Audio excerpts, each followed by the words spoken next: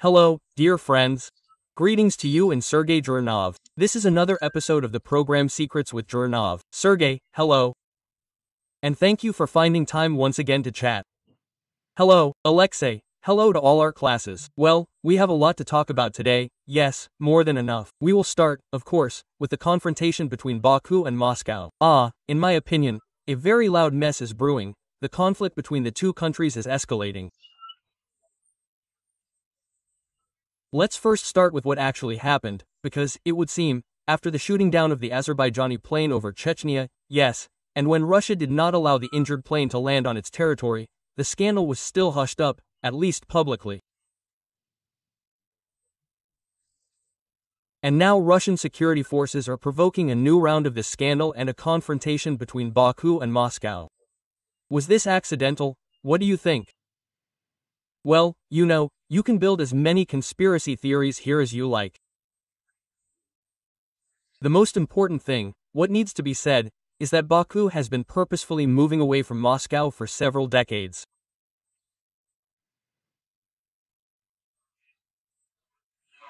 And these centrifugal tendencies, they are present in all the republics of the former Soviet Union, because everyone looked at Grundia and Ukraine, and everyone said, we don't need this, we don't need such an empire.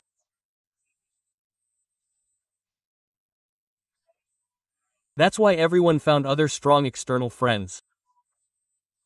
Some found Turkey, some found China, some found America, some found Western Europe. That's it. But one way or another, everyone is running away from Russia. Only idiots in Africa are running to Russia. Only idiots in Africa, because smart people in Africa understand that you can't run to Russia. Idiots are running. Well, because they think that it's far away and so on. And Russia can be sucked in, so to speak, by demonstrating some of your external forces to it. That's it, and all those who are located closer, they are all running away from Russia. In this sense, Azerbaijan is in a privileged position, because it is a rich country. A rich country that can live completely peacefully without any Russia. That's it. Well, of course, it is clear that there are established ties there. Of course, it is clear that it is profitable for Azerbaijani fruit and vegetable producers to sell them 3 times a year, 3 times as much, on the Russian market, where nothing is produced. Especially when Russia is under sanctions. That's why there is a connection. But Azerbaijan has real independence, because it has its own oil, it has its own access to the Caspian Sea, and it has its own trade routes through Turkey, through Syria, primarily through Turkey, by the way, they don't even need anything else. That's it, but there is also Iran. That's it. And he understands, by the way, that it is an important transshipment hub for China, as well as for Russia, because here's the route from north to south, and one way or another it runs for the Russian Federation through either Azerbaijan or Central Asia.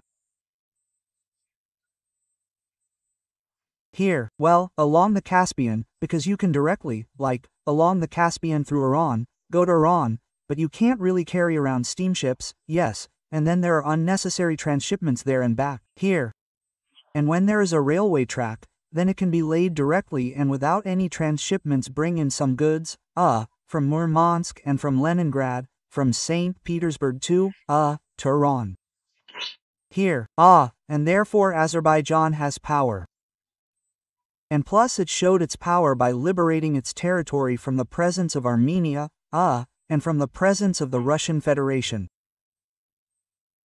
That is, this is Putin's statement that wherever a Russian soldier enters, it becomes Russian. Everyone understood this perfectly well, and that is why everyone is driving out the Russian soldiers who pretend that they are some kind of peacekeepers. Kazakhstan did this in its time. Azerbaijan, so to speak, effectively did this, because it defeated Armenia and told the Russians, you sweep them out of my territory. And plus, precisely in order to, so to speak, ideologically support, the significance and justification of its war for Karabakh, Azerbaijan said that we do not recognize any emergency seizures, we do not recognize any, that is, any foreign nationalists. We do not need any DPR, LPR on our territory, which is simply called in Armenian. That's it, and that is why this is our territory. On our territory, this, so to speak, we can, coexist with many peoples, but they should not consider this territory theirs. It is still our territory. This is what Azerbaijan managed to do as a result of the Second Karabakh War, in which, by the way, Israel supported it. Israel very seriously provided drones, with the help of which the Azerbaijanis routed, and very small forces of Armenia and even, so to speak, showed their teeth a little with the Russian peacekeeping, so-called, and asked them to get out. Well, and, in general, all this was clear that Aliyev was playing a more independent person. By the way, this was evident from, from all sorts of summits, yes, because Aliyev came very rarely. Now, if some kind of, let's say, Lukashenko is there 7 times a year, 12 times a year in Moscow, and he was there 2 or 3 times a year, and not every year. That's it. And he ignored parades. Yes, he ignored parades, ignored the CSTO meeting, ignored the CIS meeting there, and so on and so forth. That is, in principle, only when there is some kind of round date, well, let's pretend, so to speak. And then, that means, this year there was a round date, he didn't come. That's it. Well, as you rightly said, the escalation in the last few months was primarily due to the loss of the Azerbaijani plane, which was shot down. Incidentally, this has already been confirmed by the examination. That is, the first examination has already confirmed that there were no birds there. These were, naturally, external influences. True, they did not write there that this was, of course, the impact of the Russian Federation's air defense on the territory of the Chechen Republic. Well, that's understandable anyway. That is, if the plane received these damages, as a result of which the Commission believes that it, fell, gradually, then this is exactly what this says. Aliyev demanded a public apology from Putin and demanded compensation to the relatives of the victims and compensation for the lost plane to Azerbaijan and, possibly, moral compensation from Azerbaijan. Putin did not go along with this very much. There were some apologies, but they were very, very vague. Kadyrov has not changed at all publicly. That's it. And in this regard, Azerbaijan said, well, if that's how you are, then it means we are going into a clinch, because we, strictly speaking, don't need you. It's us you need, quote. And that's true, because Putin has an even bigger problem. One of his oil and gas transit routes passes through Azerbaijan. And, so to speak, to Turkey. And further there to Iran there and, so to speak, in his head he has this route from the north to the south, which again should pass through the territory of Azerbaijan. That's it. And therefore, Azerbaijan has cards, very strong ones to put pressure on Putin. And he has very serious support from Turkey. With Turkey, they are practically doing the same thing as Putin is doing with Belarus, that is, they are practically moving towards a state union, even towards the unification of the armed forces of Turkey and Azerbaijan. That's it. Plus, China is behind Azerbaijan, which is running one of the branches of its new Silk Road through Azerbaijan. And therefore Aliyev has a lot of cards to, so to speak, fight with Putin. And Putin, well, partly, if Putin did not have a war in Ukraine, then perhaps he would have started a war in Azerbaijan. Well, they already demand from him in the sense that Baku is the same Russian city as others, like others. It is clear that there is neighboring Dagestan. Through Dagestan you can come to Azerbaijan, there you can always say that these are some kind of Sovkaz lands and so on. That is, you can come up with anything. Putin does not have the resources. That is, roughly speaking, he cannot wage a war on 32 fronts, right? Because he is also trying to wage war with the Baltics and with Poland and Finland. And also, if you add Azerbaijan and Central Asia, then this Russia will simply collapse, because it cannot even work on a second front in Ukraine. We already know that the offensive under the Sums, in general, is choking and there is practically no progress there, and sometimes even your armed forces are already winning something back. That is why Putin, of course, has no levers of influence on Azerbaijan. He potentially has, of course, some Russian-speaking diaspora that lives in Azerbaijan. By the way, it is happy, because it has passports, it travels calmly throughout the Muslim world, and from the Muslim world, yes, then to any Western Europe and anywhere in the world. Here, and therefore, of course, they, so to speak, could have cooked up a mess in Azerbaijan with some hybrid options, but he does not have the strength to wage a war on 10. And that is why, by the way, Aliyev is taking advantage of this. That is, Aliyev understands that this is the ideal moment now for all former Soviet republics that want to end their dependence on the Russian Federation once and for all. Now is the most advantageous moment, because Russia has gotten so deeply involved in the Ukrainian war. This war has exhausted it so much in 3.2 years, it is giving so much blood of its economy to the Ukrainian war, that it cannot seriously fight with anyone else. Putin understands that this is Erdogan's game against him. First of all, what do you think? Putin does not understand anything at all. I have this impression, because Putin lives in his bubble. They always tell him everything, that everything is fine, everything is wonderful and so on. That's it, because if he understood something, he would never have started the Ukrainian war. That is, Sergei, I will even ask this question differently. Do you see, do you feel, yes, do you notice that world leaders have become active in ousting the Russian Federation in countries where it had any influence? And how significant is this? And we will also separately discuss the visit of Pashinyan, the Armenian president, yes, and also to Erdogan. Erdogan has his tentacles here. The latest news of the last few days. In Cuba, China is very actively displacing the Russian Federation. It would seem that they are brothers forever, yes, they are entering infrastructure, economic, global projects there, and even taking away projects that were long reserved by the Russian Federation at one time. And how indicative is this? You know, how Aquila missed, it is felt that Putin's strength is no longer the same, yes, and perhaps his end is coming soon. And that is why they are trying to quickly dismantle, like hotcakes, everything that previously, it would seem, belonged to him. Or am I mistaken in my assessments? No, you are not mistaken. This thing has always really been present. By the way, it was present immediately after the alignment of the Soviet Union. That is, in fact, the Russians tried to pretend that they, so to speak, dominate the former republics. And under Yeltsin it was done more beautifully, so to speak.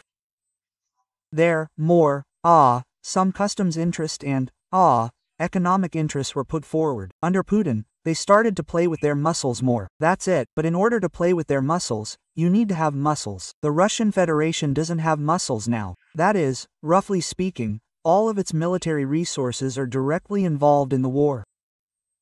You saw this. The most striking example of how Russia is losing influence is Syria. There was a coup d'état in Syria. And Russia tried to get a foothold there, to say, let's pay them some money. They were told, get out. Putin said twice last week to Trump, let me help you with Iran. Trump simply sent him away, saying, I don't need any intermediary. I'll deal with Iran myself. You sort yourself out, I need a mediator with you. Quote, that's it, and therefore, naturally, this is a process that has been going on for a long time. This is a process that has been going on for 30 years. China has long since ousted Western countries in Africa. And, by the way, now there is, talk about ousting all that Russian presence, from Africa. But, you understand, where is Putin present in Africa?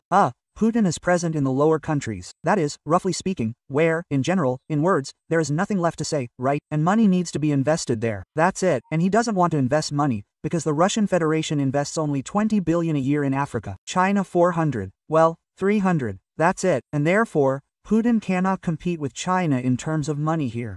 That's it.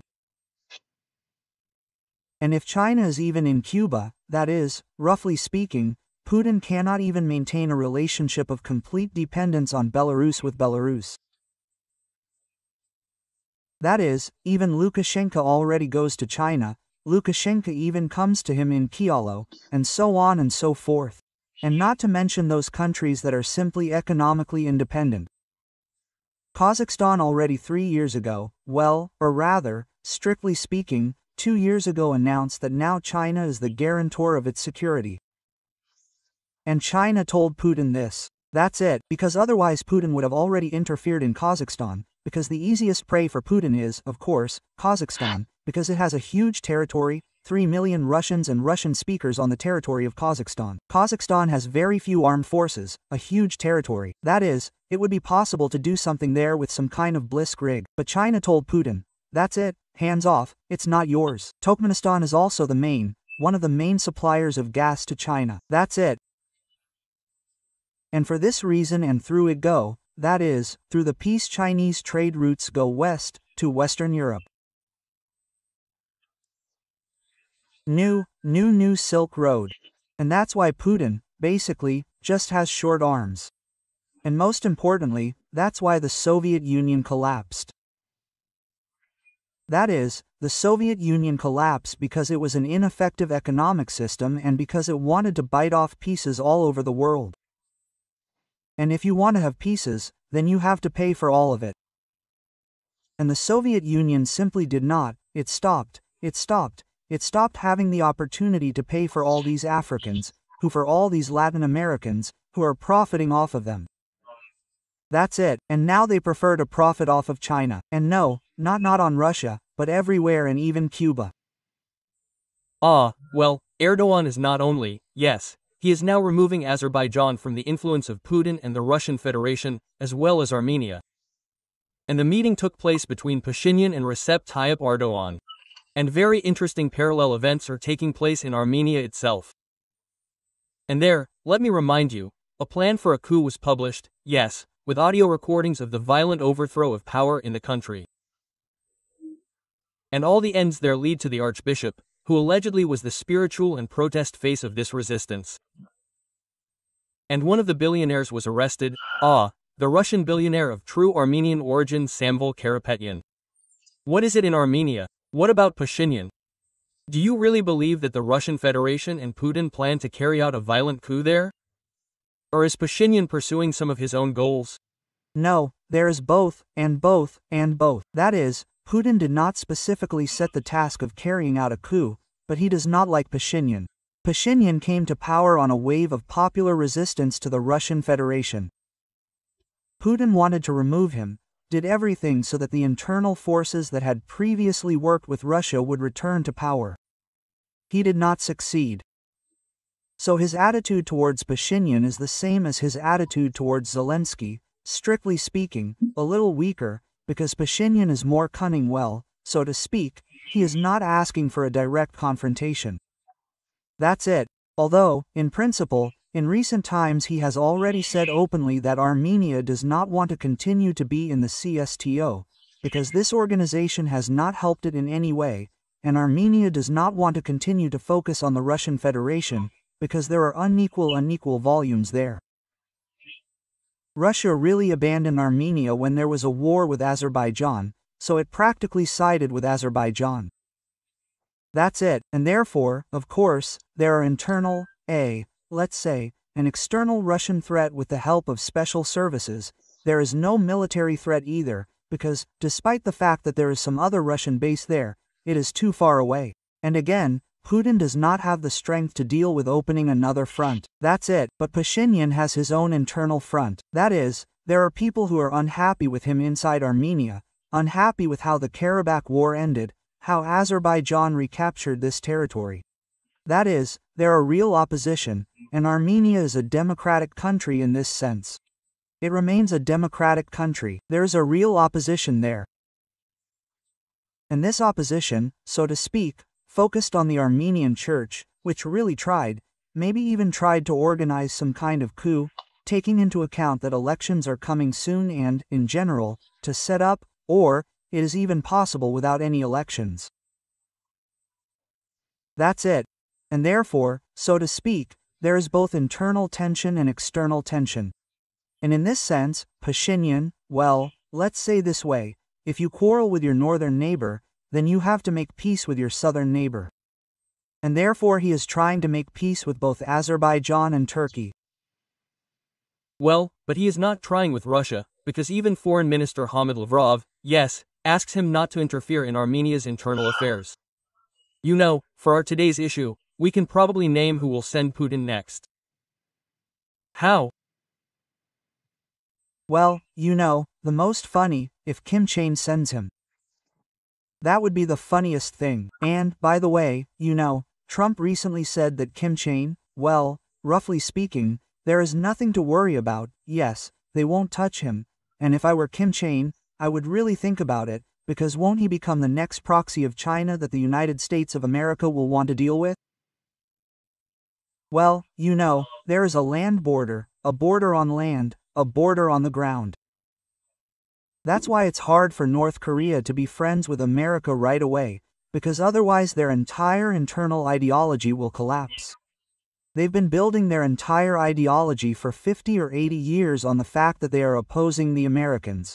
I was rather talking about what China said before, what Trump said before that Ayatollah Neni, in general, is a negotiable person, and he's not going to fight with them. Do you understand? Well, you saw how 2 Ayatollahs have already declared fatwa to kill Trump. And so, what about the countries in which extremist ideology exists? It is generally very difficult to come to an agreement with them, because this, by the way, is one of the reasons why Israel had a war on October 7th, because Netanyahu believed that Hamas had ceased to be a terrorist organization in the literal sense of the word. They have become bourgeois, and they are now interested in money, and they are now interested in simply managing the territory that Israel liberated for them after 2005. And in this sense, Netanyahu was very much mistaken, because no crazy mules will ever become pragmatic, so to speak, businessmen. This was in the Soviet Union, when in the Soviet Union there were also communists who said that they would make a world revolution and overthrow all capitalism around the world. And then instead of communism they began to build socialism, and then develop socialism, and then calculation, which in fact is already capitalism. That's it, and as a result, they simply came to what we have now in the Russian Federation, which is state capitalism. That's it, the Smulas can't do it. That is, even Putin can't do it.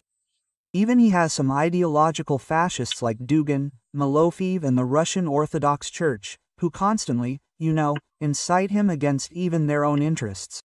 Because here's the story with Armenian, with Azerbaijani, for example, migrants, and without them, it's very difficult on the labor market now. That is, firstly, there will be no fruits and vegetables. Well, there will be a little bit of Turkish ones, of course, yes, but it will still be significantly reduced, once. And secondly, the number of workers who only work there on construction sites, somewhere on such jobs, which Russians don't want to do, will be significantly reduced. The only thing they want is either to get unemployment or to go earn crazy money at the front.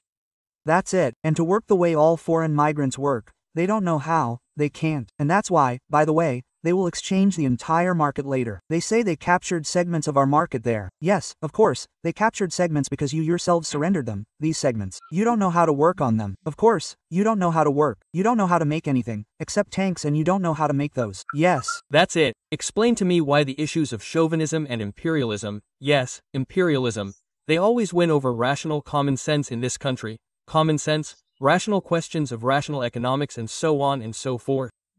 But you've been fighting migrants for many years now. This fight, well, of course, first of all multiplied by the sanctions that have been in place for many years, it has led to the fact that in their calculations, which formulation touched me, made me smile.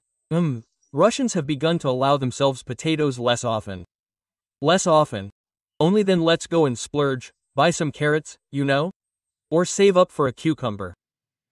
No, it's different. Let's go pick some mushrooms, at least in the forest. At least they're free. Or something like that. Yes, because, yes, you have to pay for it. And that means that if you don't have any money, then you'll have to beg, go out there, I don't know, to harvest in the forests. That's it. No, that's because the country is nuts. The Russian Federation is an absolutely schizophrenic country. And by the way, it is incurable. And from my point of view, it is absolutely incurable. And they tried to cure it in the 90s, in the early 2000s. Putin, after all, had everything. Economically, he had everything, because when he had high prices for all oil products, gas and other natural resources, he had absolutely everything. All relations with the whole world, with the Western world, excellent relations, all of Germany, all of Western Europe fell under his control. Europe and so on. No, and then it's a map complex and a fairy tale about a fisherman and a fish. Here's Russia. This is this grumpy old woman who ultimately wants to be the mistress of the sea, and without doing anything, so that the goldfish will do it all for her. And then she starts being rude to this goldfish and saying, "You should be at my beck and call." Here. This is Russia. These people, then, who do not know how to do anything, they then speak out against those people who come to them and help them do something. Now he has spoken out enough. Here, after the royal reception that NATO gave Trump, yes, in Norway, after Lindsey Graham's statements, well, not on his own personal initiative, he again took out this bill on 500% duties and began to talk about how the Senate will give tools and trump cards into Trump's hands.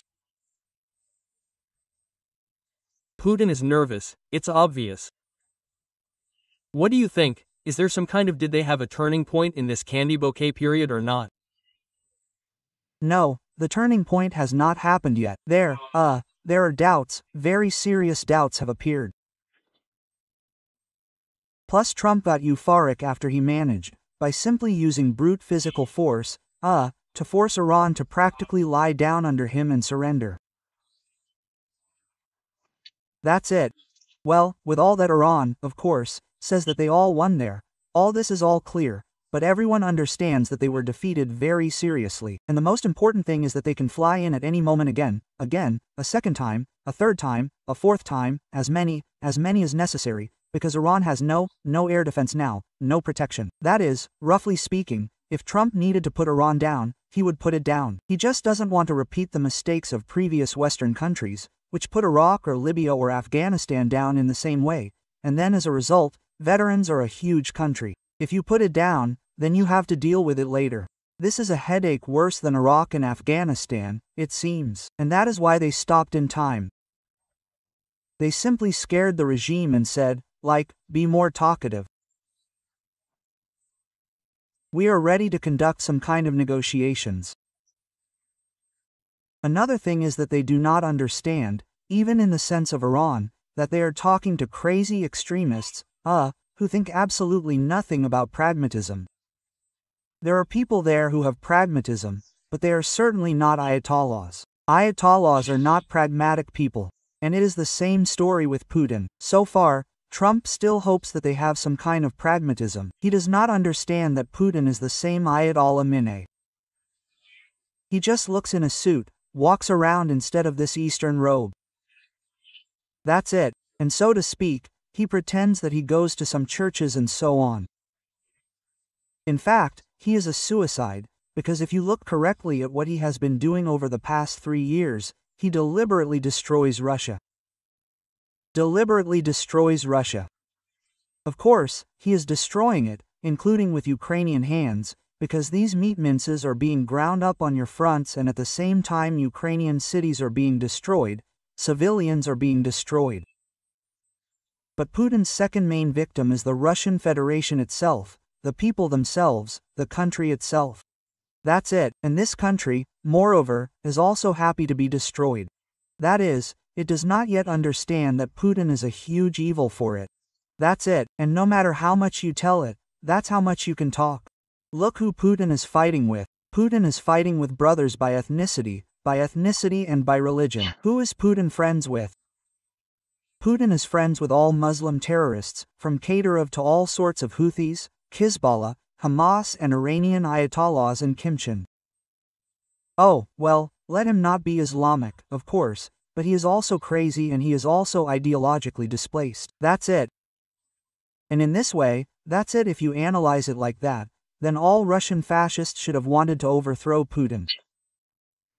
To overthrow Putin, because there is no greater enemy for Russia and a greater friend, by the way, for NATO, for Western Europe, a man who has united Western Europe in a greater way than Putin, and there has never been one in history. Only Peter I can, so to speak, compete with him. That's it. But you see, this country is absolutely, from my side, of course, absolute schizophrenia. They are all crazy there, and they cannot be cured. Well, they can only be condemned. You scared Putin. I just need to clarify one thing, Sergey, excuse me. And we are not close. We are not brothers in ethnicity and religion with the Russians. We are historical. We are the historical owners of this ethnicity. We created it. Yes, this is our Ukrainian history. These ones first got involved, then stole it and refaced it. And you know all this very well.